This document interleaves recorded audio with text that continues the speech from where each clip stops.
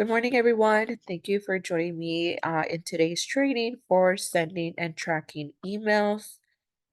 This is considered more of an intermediate training level. So ideally, you should have an idea on how to query and use a selection of contact records. If not, feel free to revise any of our support documentation. Um, but we'll continue to kind of review what that is and what that consists of when you are sending out a power mail in just a few moments. So today we're going to learn how to utilize your power mail to create, send, and track emails and your constituents' interactions with them using your database system. So the primary learning objectives for today is to understand the property section of your power mail, understand how to track your Power Mill responses through your activity records, create and manage publication and subscription lists to enable effective constituent communication. And again, just a really big reminder, if you have any questions at any point in time throughout the webinar, feel free to put it in the chat box and we'll also make sure to go over them at the end. Additionally, if you might think of anything at any point in time that might not just be within today's session, feel free to reach out to us via the support request. And as well, feel free to use the free training sign up to take advantage of our upcoming trainings and or webinars.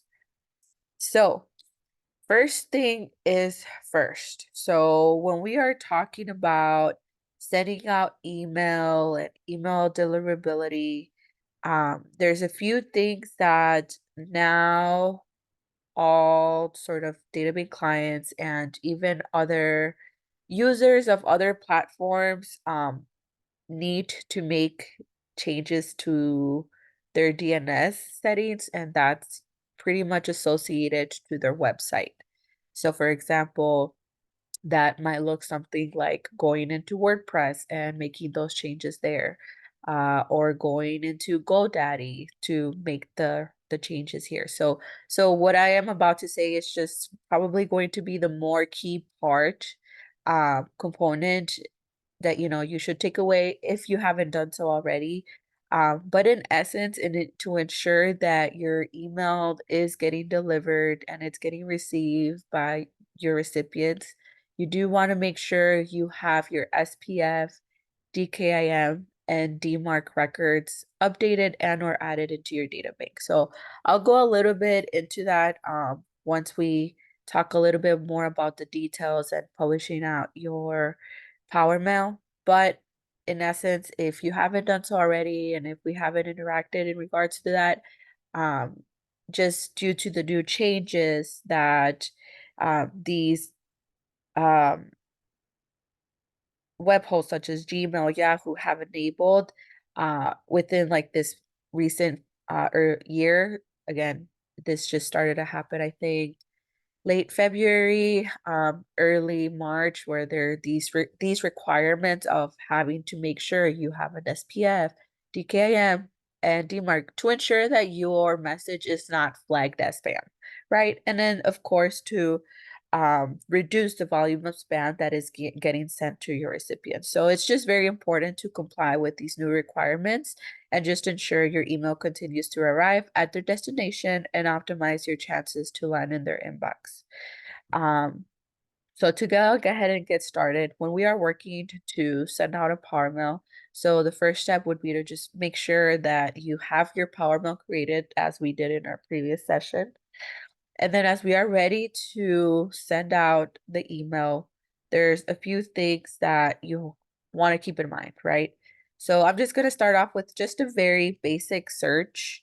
And what I'm going to do is I'm just going to go ahead and base it off anyone that has made a contribution.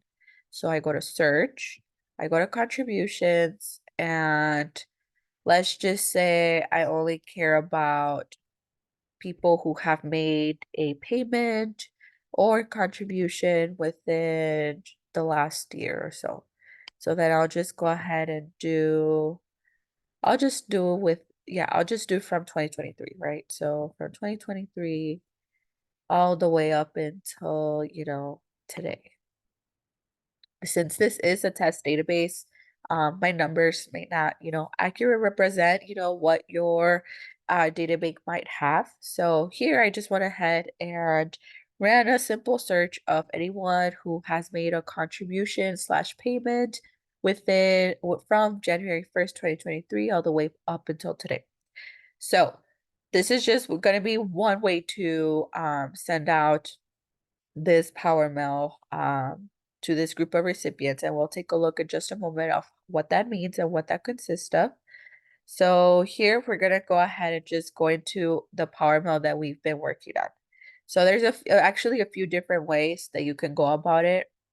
Of course, the first, direct way would just go to communication drop down, go to Power Mail, select a folder, select the issue title of the email that you're sending out. Alternatively, you can go to Reports. You can go to your Communication tab. And from here, there's definitely different things that you can do reports on. So Power Mill issues with summarized statistics of opens and clicks. Or like the report I'm going to be opening and using today is going to be recent Power Mills. So I'm going to click view. So you could search as back. So for example, here I'm saying I want to look at the past 7 days to see the Power Mill issues that have been modified, published, or sent. So this is fine. And I could even reduce it to like, today, if anything. So today I'm gonna be just taking the hello first day review our June newsletter, and I'm just gonna click on it, and I am gonna go over the properties tab. So when you are building your Power Mill, the properties tab is gonna handle uh, pretty much the sending component on how your Power Mail is displayed to your recipients on the receiving end, right?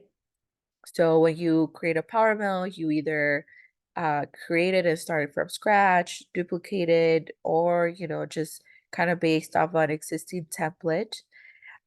So when we are working with the properties, you have your subject line first. And so this is going to be the name of the title of your email.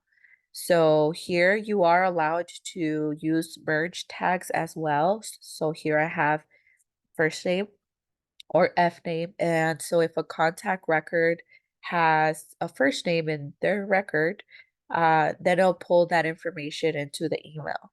So the instance where a contact record doesn't have a first name, it will just list as hello friend, review our June newsletter. So that's the alternative for that. The pre-header or the Johnson box is just going to be the text that the recipients can see in their inbox. So you are able to customize and modify what that text looks like. So I clicked on that eye icon to open the support article. But so for example, usually it'll be like the first uh text associated with your Power Mail that would get added by default as a pre-header Johnson box. But if you want to customize that to be something, a little bit different to that, then, because then it might allow the recipients to actually want to click on your email. This allows you to customize that. So we do suggest to keep it within like the 100-character length.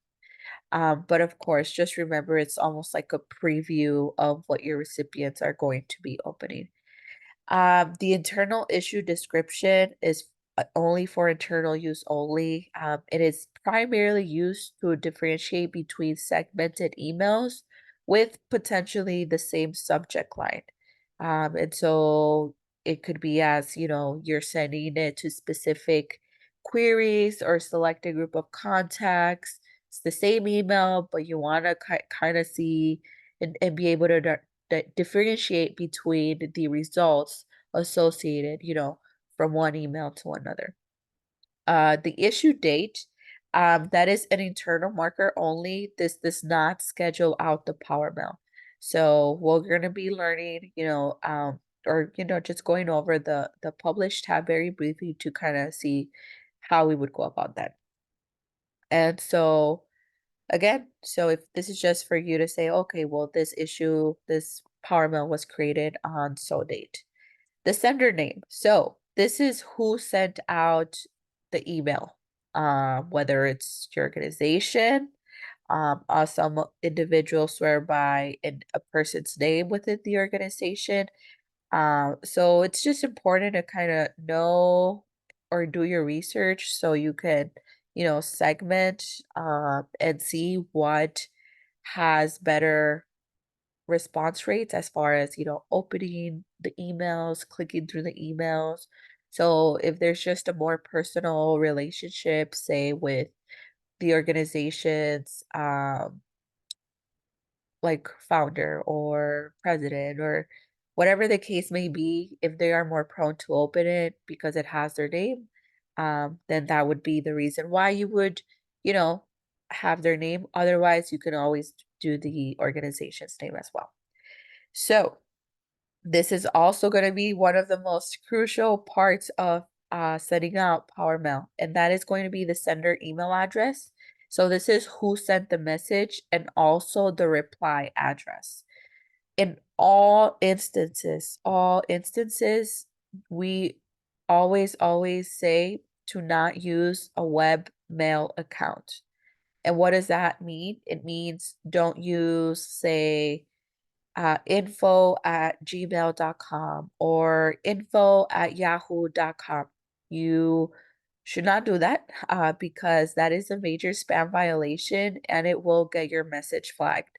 And when your message gets flagged once, whether, because you're including, a lot of dollar signs within your subject line, or you're including a lot of emojis and it's all caps, that could be, a sign of getting your uh, a reason for your email to get, flagged. But one of the most crucial ones is the sender email address. So just to always be safe, make sure you are using your organizational's email like domain. So even if it's info at, followed by your org name, that is fine. Again, just make sure that that email address actually exists.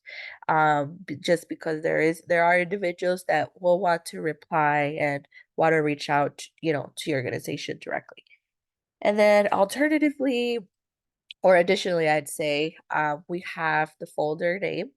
So here, um, it's just going to be where that Power Mill is located. So I have several folders depending on what the description or the goal of your Power Mill is. You might want to do e-newsletters, mail merge, templates, etc.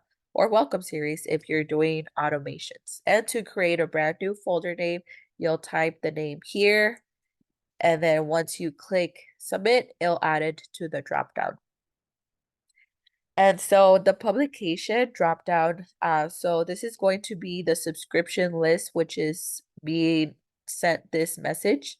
So publications are subscription lists, which can be managed within your database by going into the communication drop down and clicking on publications. And so just to kind of review the publications list, we always, just for best practices, we recommend segmenting your outgoing communication into distinct message types. This allows your constituents to choose the type of communications they want to receive. So your overall list sizes may go down, but your deliverability and engagement may increase. So rather than sending to like the whole group of a generic, newsletter, it might make more sense if, like you're trying to engage with those that are actually interested in volunteer opportunities, and also those that are really just interested in the monthly news updates that your organization might have.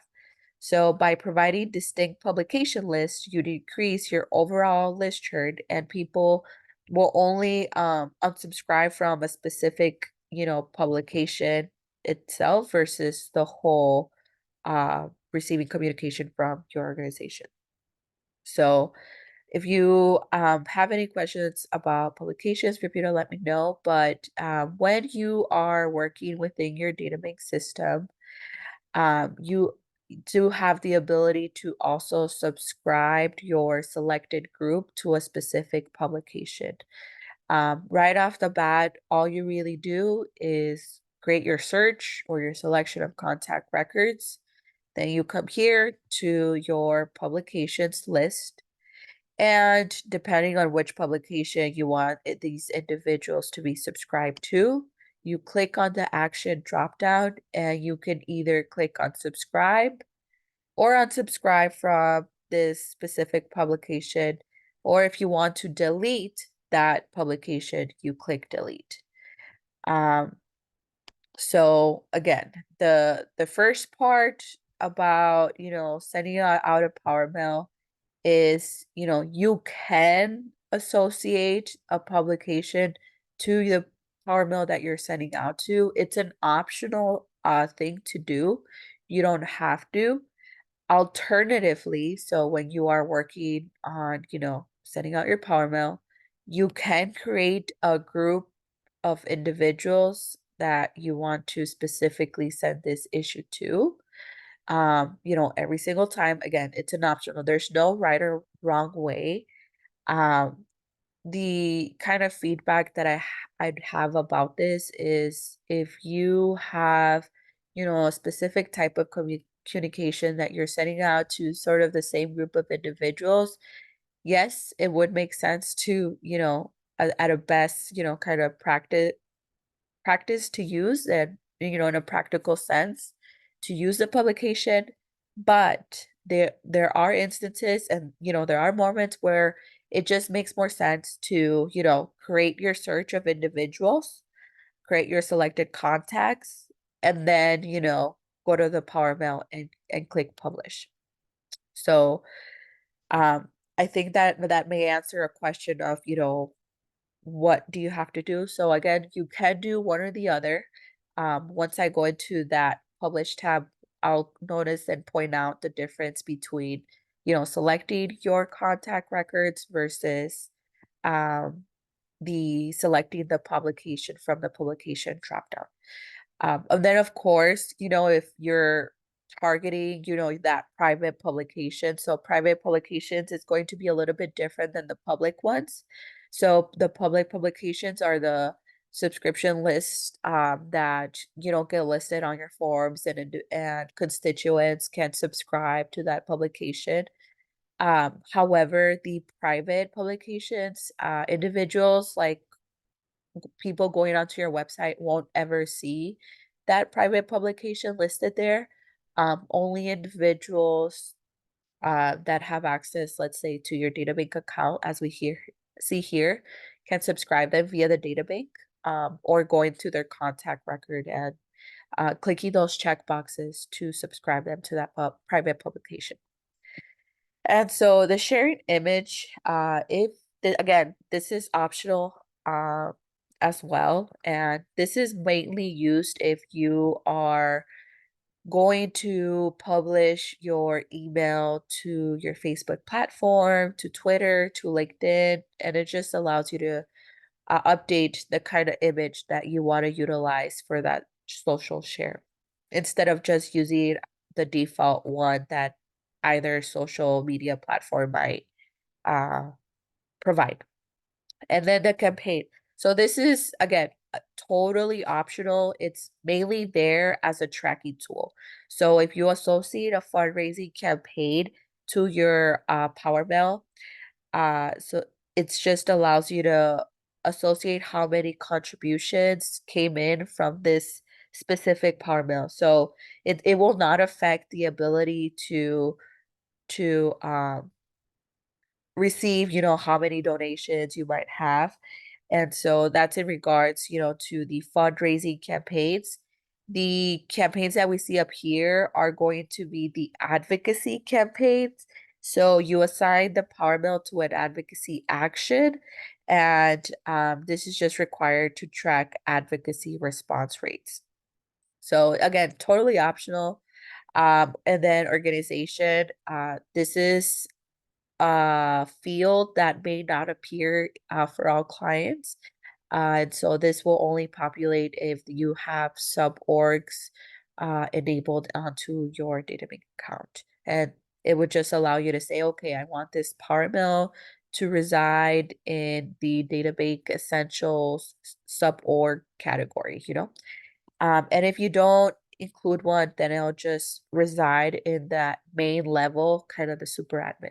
So I'm gonna go ahead and just click submit to make sure I am saving these changes. And so the tell a friend tab. So you have the ability once we go into the publish tab to give individuals the opportunity to forward the email that you're sending to them to other recipients, other constituents, family members, friends, colleagues, you name it.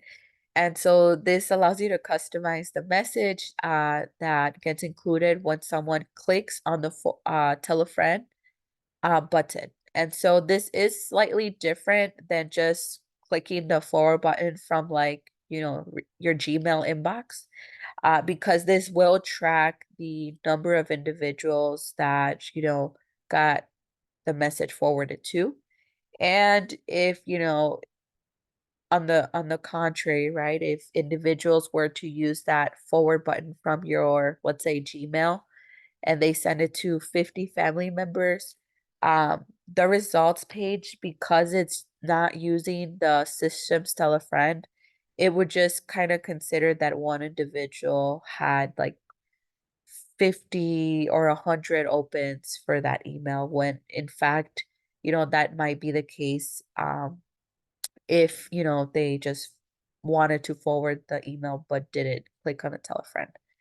So now we are in the publish tab. And so in the publish tab, as mentioned before, we want to make sure that we test our email, right? And that's whether to sending it to ourselves, sending it to a colleague. And also if you want to include that test, tell a friend and see what that looks like. You can also incorporate it, but if you don't want to, you would just uncheck that checkbox. And again, this is just to ensure that your email is being viewed as you had designed it and anticipated to be viewed, and making sure all the forms and links work. And as you go to the publish to web section, this is where you can go ahead and allow your email to be visible online. So allow viewing on web. So if I click preview, it's just going to allow me to see what my Power Mail would look like online. I know one of the questions in the past, you know, has been asked like, hey, can you let me know if we are able to make our Power Mail as a PDF? And the answer is fairly simple, and it is yes. So if you click on, you should have like maybe like this hamburger icon located on your top right corner or something similar where you can see your settings. I believe if you just go ahead and click on the print button, you have the ability to save your Power Mail as a PDF. So to do that, you just go ahead and, click save, and it should just go ahead and save it within, your file manager. Going back, so list in index. So if I click on here, and one thing that, I do want to say about, viewing on the web, it just creates the HTML version of your email. It used to be very common for mobile devices in the past, but it's not as used anymore. And so here, it doesn't look like we have our quote unquote web index updated or anything because it's pretty empty and we don't see uh any power mills being listed. So what if we go ahead and click Save Changes and allow this issue to be viewed on our web index? So if you have something like this set up, like you want to have, past emails to be shown. This is what that would look like. The reason why, we didn't see anything on there before is just because we didn't have it listed within our data bank.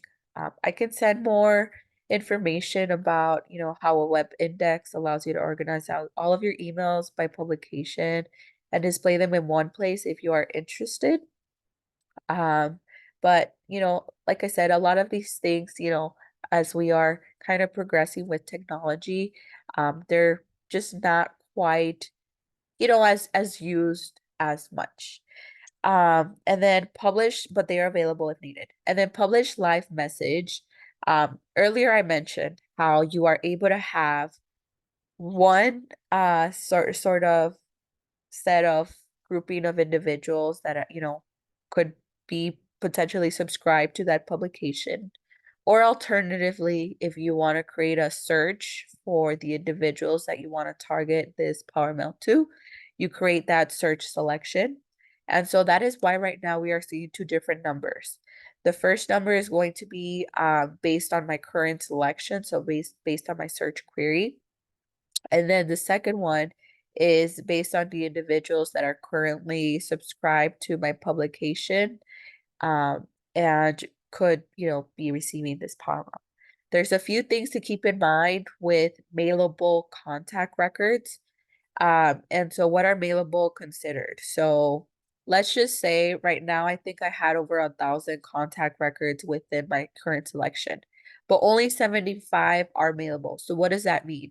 It means that, probably a large chunk of my selected contacts didn't have an email address associated to them, may have had a bad email, contact preference for their email, or may have unsubscribed.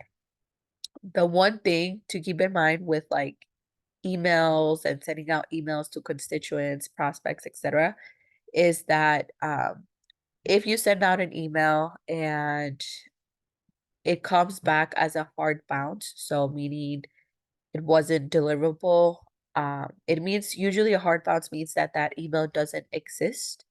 And so if a person is on vacation and they have their automatic replies turned on, and say I send out, at least 3 power mails within the time frame that this person had their automatic replies, then their contact preference switches from okay to a bad email. However, if the individual that was on vacation comes back the next week and starts opening up the emails that he missed that were sent by, me, it'll go ahead and switch his contact preference from a bad email to okay. So that's the automated portion of the system that it will just go ahead and make those updates for you. And of course, update the contact preference of their contact record. And as I, briefly talked about it at the beginning of this training, many times, and so I've seen it a little bit more specifically in the beginning while we were going through the transition of updating, the DNS records within your web hosting. So, whether it was Google Workspace, GoDaddy, WordPress, etc. If certain, organizations didn't have this enabled, it was causing delays for them. It was causing bounces. It was affecting, the contact records and so on. So that is why, I just want to say how crucial and important it is, if you are seeing this, whether it is right now or at a future point in time, um, and we haven't yet connected in regards to that. Just make sure that you reach out about that, because we of course want to make sure that we are reaching to all of our constituents, to all of our targets, in regards to the email. And again, just to be compliant and to ensure, it doesn't get affected. That is what we, highly recommend. Ensuring that you have your SPF record, giving the authorization that it is okay for the data bank to send out email on your behalf. And then just us providing, the IP address of our mailing servers. And then the DKIM stuff, we have to make changes on our mailing server, and of course you indicating that it is okay, and then the DMARC just for additional report purposes. I know it's a lot technical terms, and I totally hear that. But I just wanted to make sure, I at least brought this up because it's just a crucial part of, email deliverability, ensuring, everything is seamless and um as efficient as it can be. And then as we go back to the published live message, the list name, this is just the default that gets, automatically added to your Power Mail. And so batch 4, batch 1, batch 2, that's just the automatic wording that gets generated. But if it makes, for you to say list A or list sent on, May 30th, then you can feel free to do so. The activity note is just going to be what gets generated to a contact record. Once you sent out this power mail, or once they click on this power mail, it'll just list the subject line of the power mail. But of course, you can modify that as needed.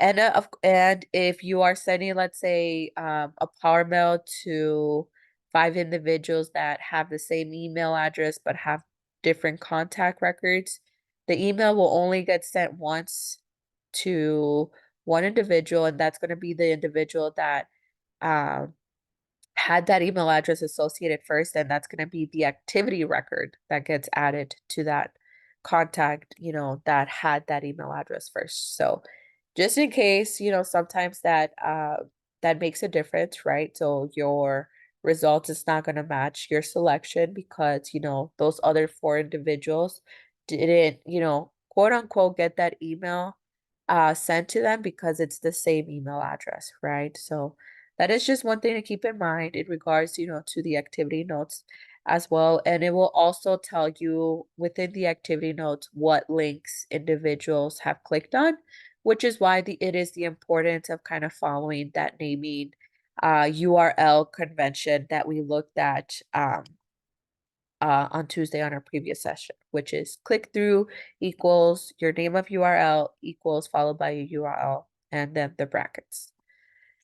Um, and almost last but not least, we have the tell a friend. So this appends that share button on the top of the email. It will strip any of the personalized links from your email. So the same function can also be inserted as a text link in your email using the special links. So if you don't really like sort of like the aesthetic of that large blue button, you can use that hyperlink and it would just replace that tell a friend. Send now, you're publishing it right now, or send later. So when you are, this is what it is going to be when you are going to send out the email. The scheduling is only available up to 10 days out. And this is in compliance with the CAN-SPAM Act of 2003, where we just need to respect any opt-outs within that 10-day time frame. So once an email has been scheduled, it is packed up and shipped to our server where it waits in queue. So if you change the email after that, it will not be in the emailed version. So what you'll want to do, so I'm going to do this so I could demonstrate to you. What you'll want to do is you're going to want to unschedule the email, make your changes, and then reschedule. So I believe that Carmel I was working on was in the e-newsletters. I can click on the title of the row, and then here we can see it just relist them and reorder them, and we see this time clock. So it means it's scheduled. So I'm gonna click it and I'm gonna click on schedule. Okay, I've on schedule it. I would just go ahead, make my changes, and then publish it again. Last but not least, your results page. So your numbers may not match your selection or your publication list, and I briefly have already talked about that, where it might be the same email address being used amongst several contact records that don't have an email address, contact records that have a bad email contact preference, such as bad email or unsubscribed. So that is going to be that. So here you notice that it shows the number of recipients getting sent to, who opened, what were the clicks, um, that I did, click on, and I can select those recipients. I can, identify what that is. Earlier I mentioned how sometimes if you don't include that name of the URL, it will just take a portion of your URL. So that you just kind of have to decipher what belongs to what. But for the most part, I just try to make sure I named every link appropriately. And of course, below you can see your soft bounces, hard bounces, and potential spam complaints. And if you've used this Power Mail to send various times at different time points, it will show you the list results of those three different types and followed by your list name. So this is that kind of automated text that gets generated. And um, that pretty much covers today's training for sending and tracking emails, along with additional helpful information in regards to email deliverability and ensuring your email does get received by your recipients and passes, any sort of checks that are now required by, most of these other email providers. So feel free to put in your questions in the chat box, and we'll go from there.